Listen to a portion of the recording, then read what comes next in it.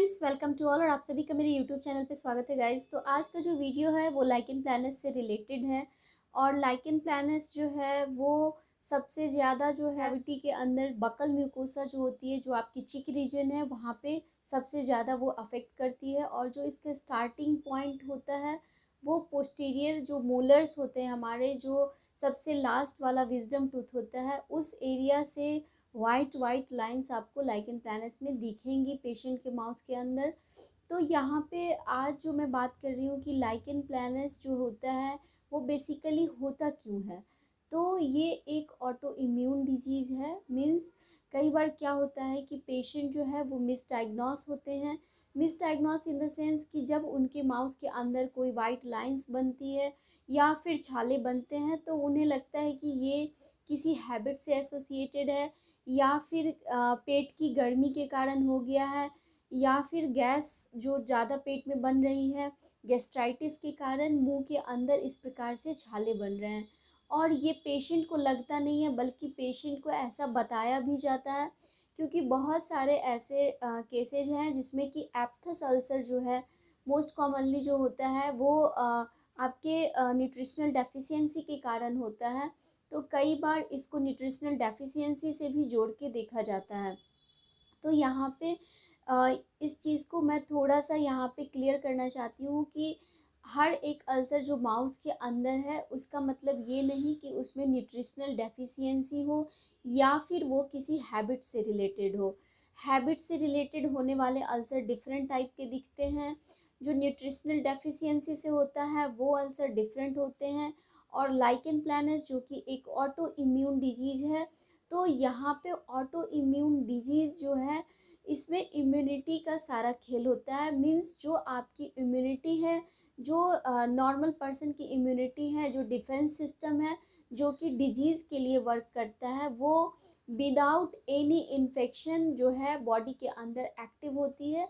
और आपका defence cell different तरीके से बिहेव करता है, जिसके कारण हम यूँ कह सकते हैं कि ओवर एक्टिव जो होता है हमारा डिफेंस मैकेनिज़्म, ओवर एक्टिव होने के कारण वो अपने ही सेल को नहीं पहचान पाता है और उसे फॉरेन बॉडी के तरह ट्रीट करता है, जिसके कारण से ये माउथ में अल्सर और जो वाइट लाइंस है वो क्रिएट होते हैं। तो जब इस प्रकार से माउथ के अंदर चेंज होता है तो हम लोग कई बार जो है इसे फिजिशियन को दिखाते हैं या फिर हम लोग ईएनटी के पास जाते हैं। तो हमें ये लगता है कि ये हमारे न्यूट्रिशनल डेफिशिएंसी से ही हुआ है। और जिन लोगों में टोबैको या स्मोकिंग की हैबिट है तो उन्हें लगता है कि इन्हें हैबिट के कारण ये प्रॉब्लम है। लेकिन ये प्रॉब्लम ना हैबिट से एसोसिएटेड होता है, ना न्यूट्रिशनल डेफिशिएंसी से ये एसोसिएटेड होता है। इसमें सारा जो मैकेनिज़्म है वो डिफेंस सिस्टम का है, क्योंकि जो गाल की सतह है अंदर की माउथ की, जो ओरल म्यूकोसा है, जो मॉइस्ट और पिंक होनी चाहिए, वहाँ पे वाइट लाइंस बनने लगते हैं। और वो वाइट लाइंस धीरे धीरे जो है अपने एरिया को प्रोग्रेस करते हैं, वो बड़े होते जाते हैं और कई बार वहाँ पे अल्सरेशंस भी होता है। तो डिफरेंट टाइप से ये प्रोग्रेस करता है और इसमें different type of clinical type जो है लाइकेन प्लैनस के होते हैं। मेरे बहुत सारे पहले भी वीडियो इस पे बना रखा है, तो आप वहाँ से भी उसको देख सकते हैं। तो लाइकेन प्लैनस में जो मेन वैरायटी जो सबसे ज़्यादा कॉमन होती है, जो reticular form of lichen planus. तो इसमें क्या है कि पेशेंट का ज़्यादा कंप्लेन नहीं होता है, उन्हें सिर्फ वाइट लाइंस होती है, उन्हें ज़्यादा तीखा नहीं लगता है।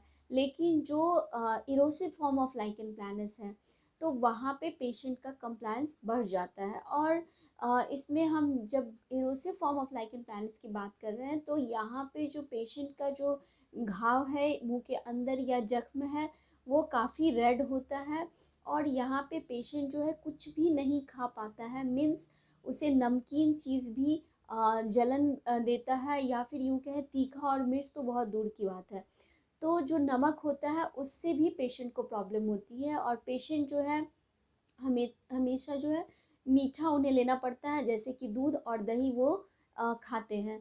तो इस प्रकार से पेशेंट की प्रॉब्लम होती है। और erosive form of lichen planus जो होता है वो रेडनेस के साथ अपीयर होता है। मीन्स जो रेड घाव है उसके चारों तरफ वाइट लाइंस आपको दिखेंगी। सॉफ्ट पैलेट पे ये हो सकता है, आपकी चिक के म्यूकोसा में भी ये हो सकता है।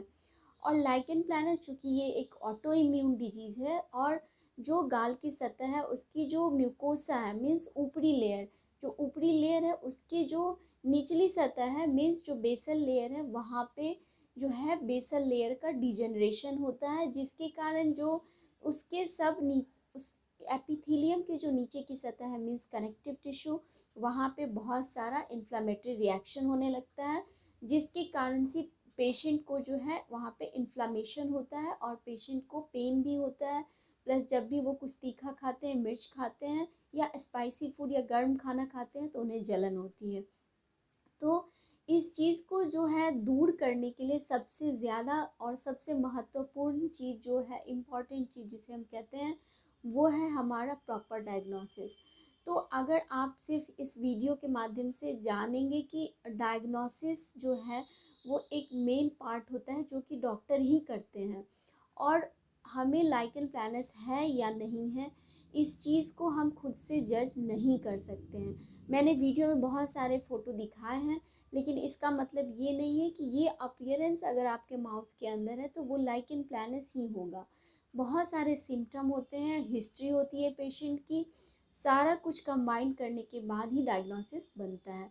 प्लस जो पक्के तौर से डायग्नोसिस होती है वो बायोप्सी ही रिवील कर पाता है, मीन्स टिश्यू बायोप्सी, ना कि स्क्रैब बायोप्सी जिसे हम लोग कहते हैं कि जो ब्रेस्ट बायोप्सी। तो ब्रेस्ट बायोप्सी में सिर्फ सुपरफिशियल सेल्स आते हैं, उसमें कुछ भी आपको कनेक्टिव टिश्यू का पार्ट नहीं दिखता है। तो ब्रेस्ट बायोप्सी यहाँ पे लाइकेन प्लानस में इंडिकेटेड नहीं होता है। बेसिकली यहाँ पे टिश्यू बायोप्सी करना पड़ता है और पेशेंट का कंफर्म डायग्नोसिस के लिए ये करना मैंडेटरी होता है। लेकिन कुछ ऐसे क्राइटेरिया हैं जिन्हें देख के हम समझ सकते हैं कि ये जो है एरोसिव फॉर्म ऑफ लाइकेन प्लानस है। इसे डॉक्टर जो स्पेशलिस्ट होते हैं वे आसानी से समझ सकते हैं। और अगर आपके माउथ के अंदर कुछ ऐसे सिम्टम्स हैं जो कि आपको लगता है कि लंबे समय से हैं और आपने इसके लिए बहुत सारा इलाज भी लिया है, मीन्स आप कहीं ना कहीं मिसडायग्नोस हो रहे हैं और प्रॉपर तरीके से उस चीज़ तक आप नहीं पहुंच पा रहे हैं, क्योंकि हर एक अल्सर का अपना एक प्रारूप है और वो ज़रूरी नहीं है कि वो एप्थस ही हो, वो अल्सरेटिव जो स्टोमेटाइटिस है वो भी हो सकता है, लाइकेन प्लानस भी हो सकता है।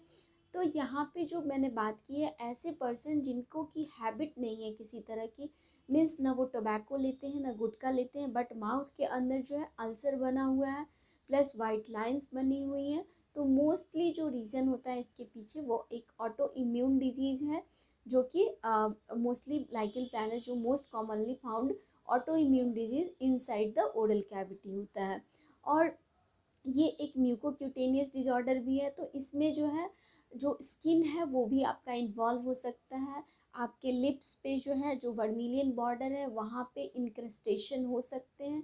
और यहाँ पे मैं बात करूँ कि जो लाइकेन प्लानस है तो इसकी सीवियरिटी डिफरेंट होती है, मीन्स अगर ये रेटिकुलर टाइप का है तो सिर्फ वाइट लाइंस होगी और ये लेस सीवियर होता है, लेकिन इरोसिव फॉर्म ऑफ लाइकेन प्लानस जो होता है वो ज़्यादा सीवियर होता है, पेशेंट का सिम्टम्स प्रॉब्लम ज़्यादा होता है, तो इसे इमीडिएट ट्रीट करना चाहिए, नहीं तो इसके जो प्रारूप होते हैं वे और सीवियरली बढ़ते जाते हैं।